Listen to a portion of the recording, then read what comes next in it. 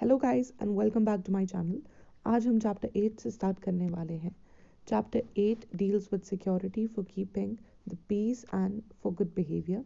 It starts with section 106 और आज हम 116 तक कंप्लीट करेंगे। Moving on, section 106 of the criminal procedure code का जो हेडिंग है that is security for keeping the peace on conviction. ये पावर किसको दी गई है? ये सेक्शन 107 से आगे जो हम 2-4 सेक्शंस पढ़ेंगे वो जनरली एग्जेक्टिव मैजिस्ट्रेट से डील करेंगे कि एग्जेक्टिव मैजिस्ट्रेट्स को क्या पावर्स दी गई हैं। लेकिन जो ये सेक्शन 106 है, यहाँ पे पावर दिया गया है कोर्ट ऑफ सेशंस को और जेएमएफसी को, और ये कन्विक्शन के टाइम का जो सिचुएशन है की बात की जाती है इस सेक्शन में। When Court of Sessions or the Court of Magistrate of First Class convicts, मतलब conviction के टाइम पे a person of any offence specified in subsection 2, जो यहाँ के जितने भी offences दिए गए हैं, और for abetting any such offence and is of opinion that it is necessary to take security from such person, उनको लगता है कि इस person से जिसका conviction हुआ है of the offences that have been given under subsection 2 और उस person से security लेना ज़रूरी है,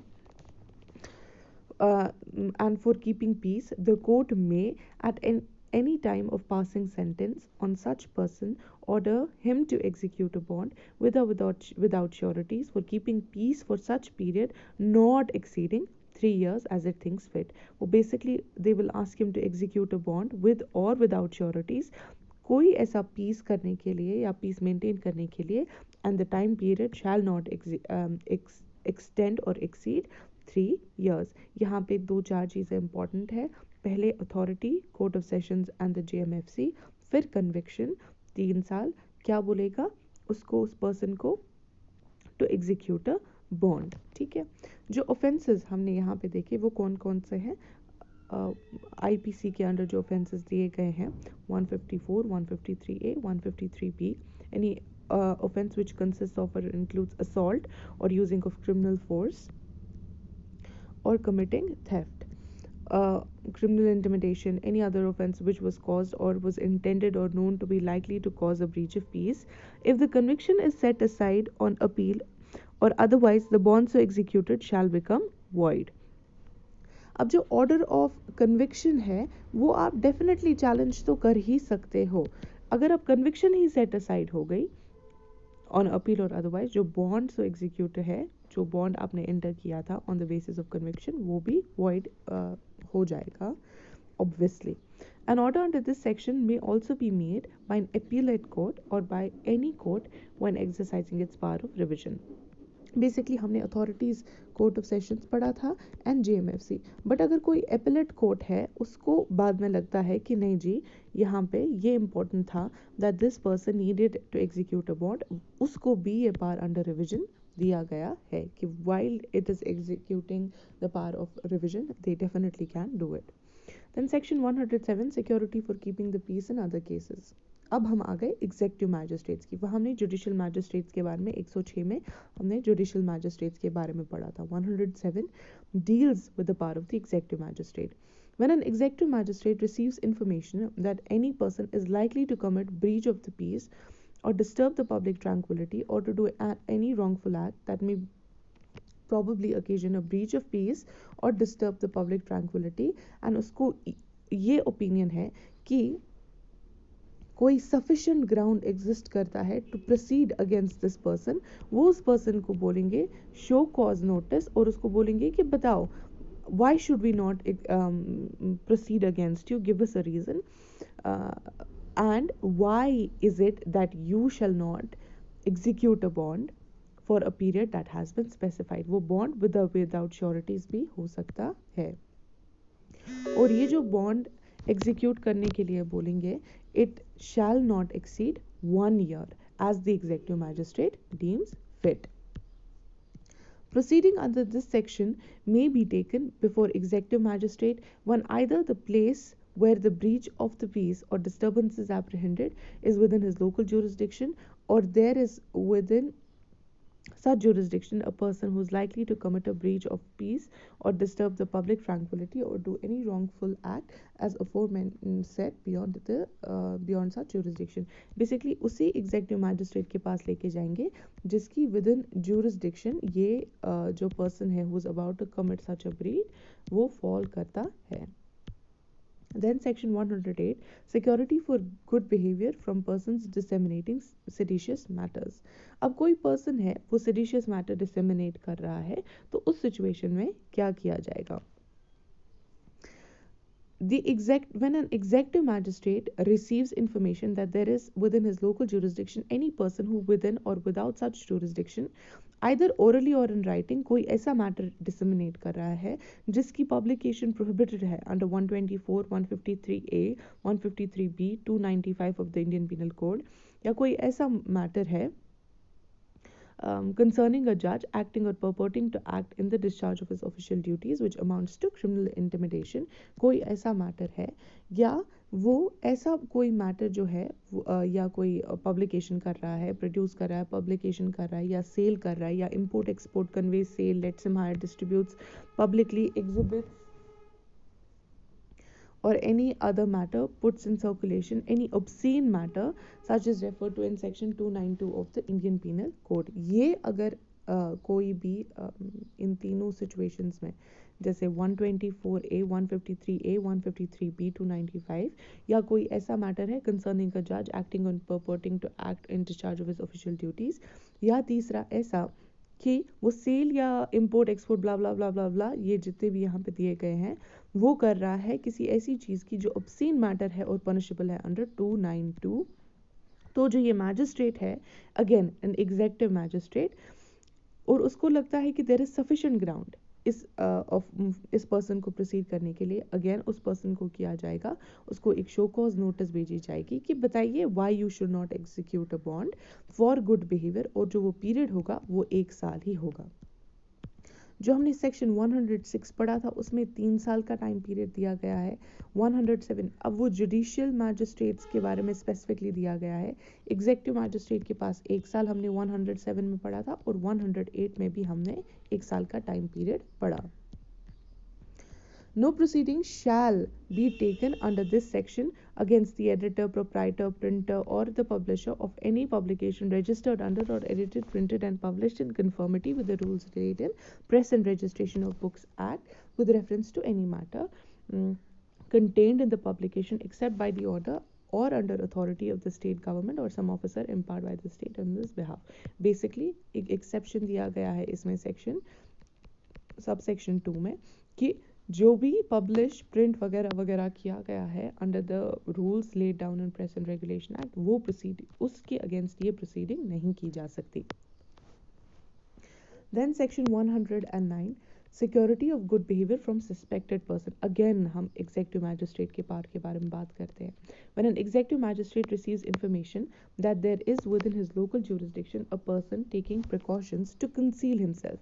अब कंसील हिज प्रेजेंस ये नहीं है कि वो अपनी शक्ल नहीं दिखा रहा, इसकी बहुत इंटरप्रिटेशंस बहुत सारे केसेस में गई है की गई है, बट इसका मतलब ये है कि जो ये पर्सन है ये कहीं पे प्लानिंग एंड प्लॉटिंग कर रहा है कोई ऐसा लॉ एंड ऑर्डर का सिचुएशन क्रिएट करने के लिए, or he is doing something that is completely unlawful and there is reason to believe that is doing so with the view of committing a cognizable offense. उसका क्या intention है cognizable offense करने का.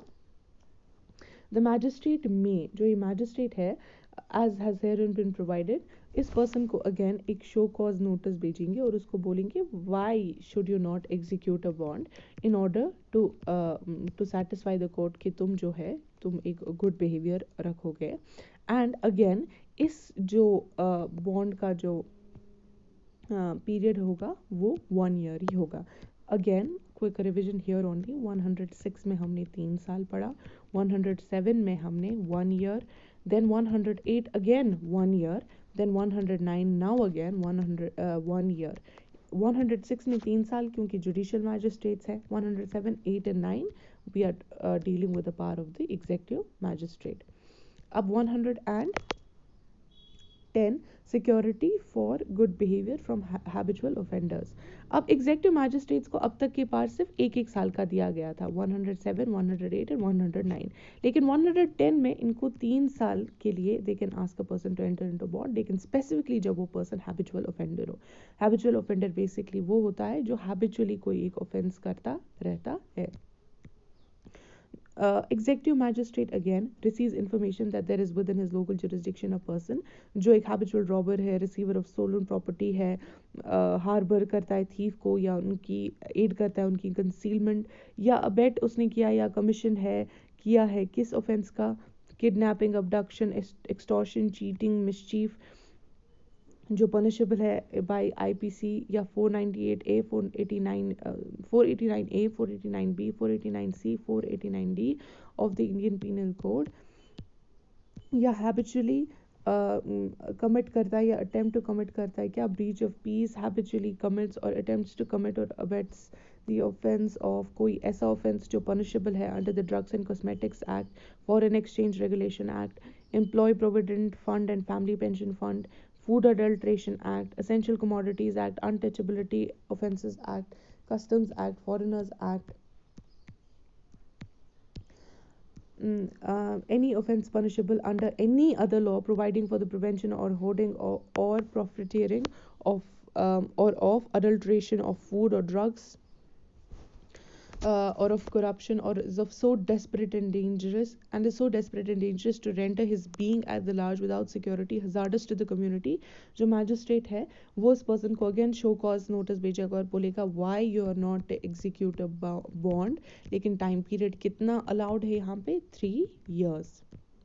Again 106 judicial magistrate 3 years, 107 executive magistrate 1 year, 108 again executive magistrate 1 year, 109 executive magistrate 1 year, 110 habitual offenders executive magistrate 3 years। Now section 111 order to be made a magistrate acting under 107, 8, 9 or 10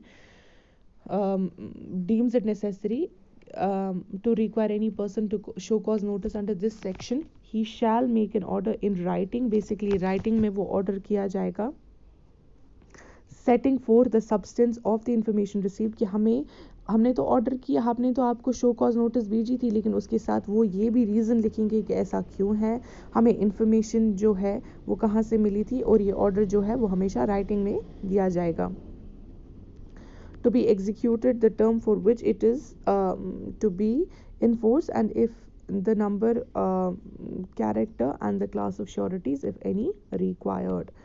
Then 112 procedure in respect of a person present in court, if the person in respect of whom such order is made is present in the court, it shall be read over to him, and if he so desires the substance thereof shall be explained to him। अगर अब ये person जो है वो present होगा in the court, then the substance shall be read over to him।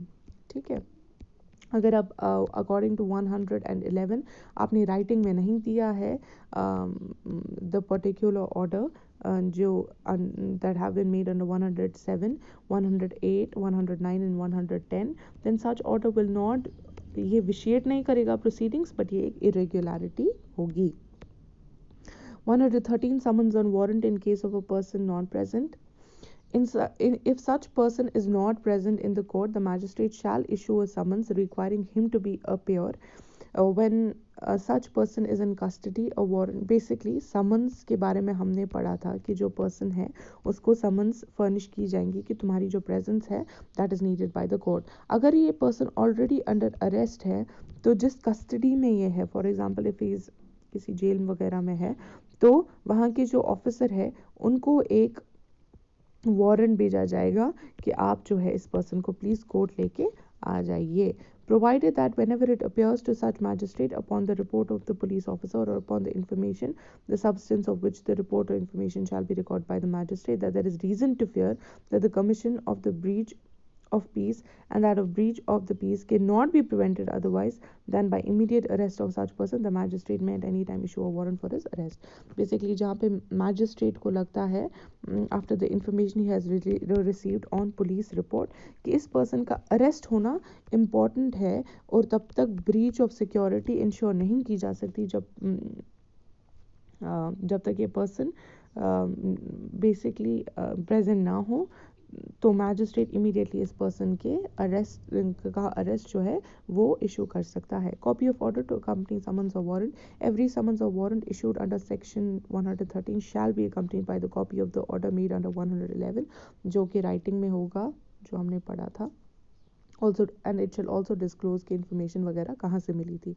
And such copy shall be delivered by the police officer serving or executing such summons or warrant to the person served with or arrested under the same. 115 power to dispense with personal attendance. जहाँ पे magistrate को ये लगता है कोई sufficient cause है कि dispensation of from the personal attendance of a person can be done and उस person का कोई sufficient reason है कि वो कोर्ट क्यों नहीं आ सकता, then the magistrate of course has a power to allow him to dispense with his personal attendance. 116 inquiry as to the truth of information. जो मैजिस्ट्रेट है, अगर कोई भी ऑर्डर किया गया है अंडर 111 और उसको has been read over and explained under section 112 to the person present in the court, and when any person appears or is brought before the magistrate in compliance with or in execution of summons or a warrant issued under section 113, the magistrate shall proceed to inquire into the truth of the information upon which the action has been taken and such further evidence as may be necessary.